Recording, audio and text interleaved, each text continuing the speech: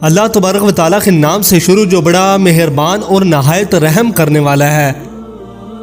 ناظرین محترم، اللہ تبارک و تعالیٰ نے قرآن مجید میں ارشاد فرمایا اور زنا کے قریب نہ جاؤ، بے شک وہ بڑی بے حیائی اور برائی کا راستہ ہے۔ ناظرین محترم، کیا آپ جانتے ہیں کہ اس کائنات کے اندر سب سے پہلے کون سے بدبخت شخص نے زنا کی ابتدا کی تھی؟ پیارے دوستو، آج کی اس ویڈیو کے اندر ہم اسی شخص کے بارے میں جانیں گے، لہٰذا آپ سے ہماری گزارش ہے کہ آپ ہماری اس ویڈیو کو اینڈ تک ضرور ملاحظہ فرمائیے گا۔ پیارے دوستو، جب حضرت آدم علیہ السلام اور حضرت حوا علیہ السلام نے اللہ تبارک و تعالیٰ کے حکم کی نافرمانی کرتے ہوئے شجر ممنوعہ کا پھل کھایا تو اللہ تبارک و تعالیٰ نے حضرت آدم اور حضرت حوا علیہ السلام کو زمین پر اتار دیا تھا، اور پھر اللہ تبارک و تعالیٰ کے حکم سے حضرت آدم اور حضرت حوا علیہ السلام کے ہاں اولاد پیدا ہوئی۔ بعض روایات کے مطابق حضرت حوا علیہ السلام کو 20 حمل ٹھہرے، جس سے 40 بچے پیدا ہوئے، اور ہر حمل کے دوران ایک لڑکا اور ایک لڑکی پیدا ہوا کرتی تھی۔ پیارے دوستو، یہ بات یاد رکھیں کہ اس وقت کے قوانین و شریعت ہمارے آج کی شریعت کے قوانینوں سے بالکل مختلف تھے۔ حضرت آدم علیہ السلام کے زمانے کے اندر ایک حمل سے پیدا ہونے والے لڑکے کی شادی دوسرے حمل کی لڑکی کے ساتھ کر دی جاتی تھی، جبکہ دوسرے حمل کے لڑکے کی شادی پہلے حمل کی لڑکی سے کی جاتی تھی، اور ایک حمل سے پیدا ہونے والے آپس میں بہن بھائی قرار پاتے تھے۔ پیارے دوستو، پھر اسی دوران حضرت آدم علیہ السلام کے ہاں قابیل اور حابیل پیدا ہوئے۔ چنانچہ قابیل کی بہن عقلیمہ بہت ہی زیادہ خوبصورت تھی، جبکہ جو لڑکی حضرت حابیل علیہ السلام کے ساتھ پیدا ہوئی تھی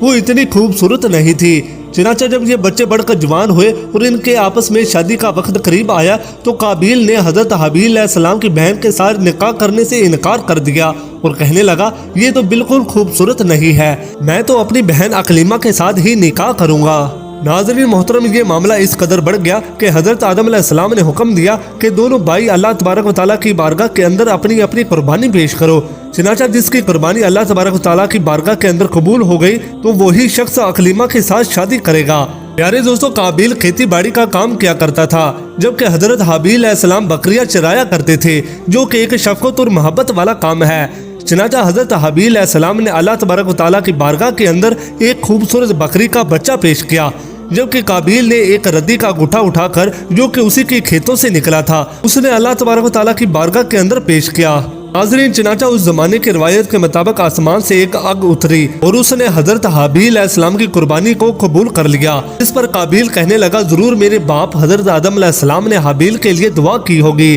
جس کی وجہ سے اس کی قربانی قبول ہو گئی ہے۔ ناظرین محترم، پھر اسی واقعے کے بعد قابیل نے حضرت حابیل علیہ السلام کو مارنے کی دھمکی دی۔ دوستو، روایات کے اندر آتا ہے کہ حضرت حابیل علیہ السلام قابیل سے زیادہ طاقتور تھے، لیکن آپ نے اللہ تبارک و تعالیٰ کے خوف کی وجہ سے فرمایا کہ اگر تم مجھے قتل کرے گا تو میں تمہاری طرف تمہیں قتل کرنے کے لیے ہاتھ نہیں بڑھاؤں گا، میں چاہتا ہوں کہ قیامت کے دن تم میرے گناہ کے ساتھ آئے۔ چنانچہ ایک دن قابیل نے غصے میں آ کر حضرت حابیل علیہ السلام کے سر پر پتھر مارا، جس سے آپ کی موت واقع ہو گئی۔ چنانچہ حضرت حابیل علیہ السلام کو قتل کرنے کے بعد قابیل بہت پریشان ہوا اور حضرت حابیل علیہ السلام کی لاش کو اپنے کندھوں پر اٹھا کر کئی دن تک مارا پھرتا رہا۔ پھر اللہ تبارک و تعالیٰ کے حکم سے 2 کوے آئے اور ان دونوں نے قابیل کے سامنے جھگڑا کیا۔ چنانچہ ایک کوے نے دوسرے کوے کو مار دیا اور پھر اس نے زمین خرید کر دوسرے کوے کو اس کے اندر ڈال کر اس کے اوپر مٹی ڈال دی۔ چنانچہ قابیل نے جب کوے کو دیکھا تو افسوس کرنے لگا کہ میں اپنے بھائی کی لاش کو بھی چھپا نہ سکا۔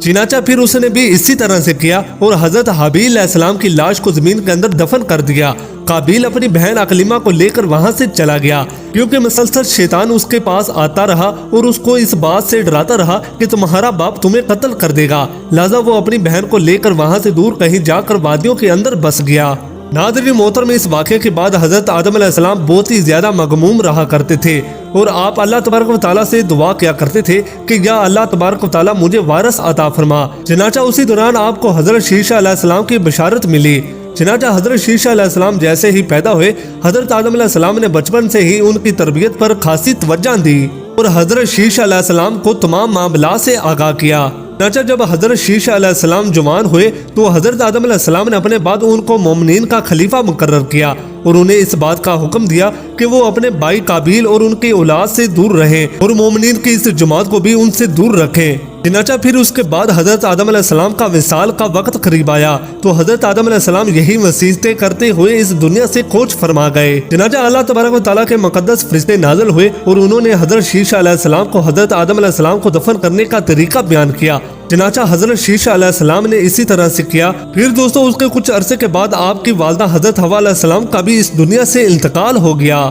ناظرین محترم، اس واقعے کے بعد زنا کی ابتدا ہوئی۔ اس کے بارے میں بنی اسرائیل کی روایت کے اندر ہمیں یہ ملتا ہے کہ قابیل اور اس کی آل اولاد ایک وادی کے اندر رہا کرتی تھی۔ چنانچہ ایک دن ایک شیطان ان کے پاس ایک غلام کی صورت میں آیا اور ایک شخص کے ہاں اجرت پر کام کرنے لگا۔ چنانچہ تھوڑا عرصہ گزرنے کے بعد اچانک وہ غلام عجیب و غریب کام کرنے لگا اور طرح طرح کے اور نئے نئے لباس تیار کرنے لگا اور ان کو مزامیر اور گانے باجے کے آلات بھی بنا کر دکھانے لگا اور ان کو ایسی آوازیں سنائی ان آلات پر جو انہوں نے آج سے پہلے کبھی نہیں سنی تھی۔ چنانچہ وہ لوگ جو پہلے ہی حق سے دور تھے وہ اور فقر و فجور کے اندر داخل ہوتے گئے اور دوستو پھر انہوں نے اپنا ایک دن عید کے لیے مقرر کر لیا جس کے اندر ان کی تمام عورتیں برہنہ لباس پہن کر اور زمانہ جاہلیت کی عورتوں کی طرح نیم عریہ لباس پہن کر آتی تھی اور مردوں سے اختلاط کیا کرتی تھی۔ پیارے دوستو، حضرت شیشہ علیہ السلام کے ساتھ رہنے والے مومنین دور سے ہی ان گانے باجوں اور مزامیر کی آوازوں کو سنا کرتے تھے۔ چنانچہ ایک دن ان میں سے ایک شخص کے دل کے اندر خیال آیا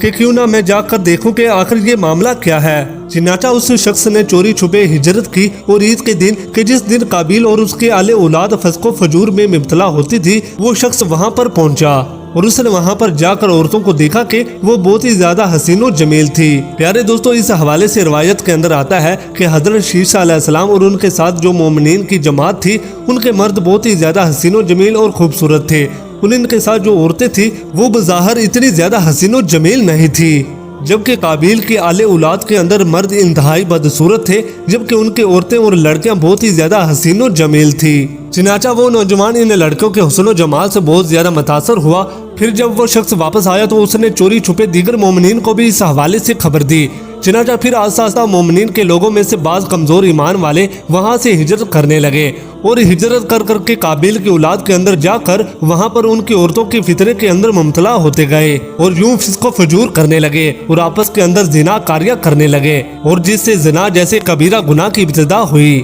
ناظرین محترم، روایات کے اندر آتا ہے کہ حضرت شیشہ علیہ السلام کے ساتھ رہنے والے مومنین کی تعداد بہت کم ہو گئی تھی جبکہ قابیل کا گروہ بہت زیادہ طاقتور ہو چکا تھا۔ چنانچہ وہ اپنی بستیوں کے اندر بھی فتنہ فساد پھیلاتے اور اپنی بستیوں سے باہر نکل کر حضرت شیشہ علیہ السلام کے ساتھ رہنے والے مومنین کو قتل کر دیتے اور ان کو طرح طرح کی تکلیفیں اور عطائیں دیا کرتے تھے۔ ناظرین محترم، یہ تمام روایات بنی اسرائیل سے لی گئی ہے جس کے بارے میں حضور اکرم صلی اللہ علیہ وسلم نے ارشاد فرمایا کہ جب تمہیں بنی اسرائیل کی روایت میں سے کوئی روایت سنو تو نہ اس کی تصدیق کرو نہ اس کی تذکیر کرو، بلکہ یہ کہو کہ جو کچھ اللہ تبارک و تعالیٰ نے نازل کیا ہے اس پر ایمان لائے۔ پیارے دوستو، اگر حقیقت حال پر غور کیا جائے تو زنا کی ابتدا اسی وقت ہی ہو گئی تھی کہ جب قابیل نے اپنی بہن عقلیمہ کو لے کر وہاں سے رخصت ہو گیا تھا اور اپنی بہن عقلیمہ کے ساتھ ناجائز رسم و رواج قائم کر کے اس نے اپنی آل اولاد پیدا کی۔ دوستو، اللہ تبارک و تعالیٰ سے دعا ہے کہ اللہ تبارک و تعالیٰ تمام مومنین کو زنا جیسی لعنت سے ہمیشہ ہمیشہ کے لیے محفوظ رکھ لے۔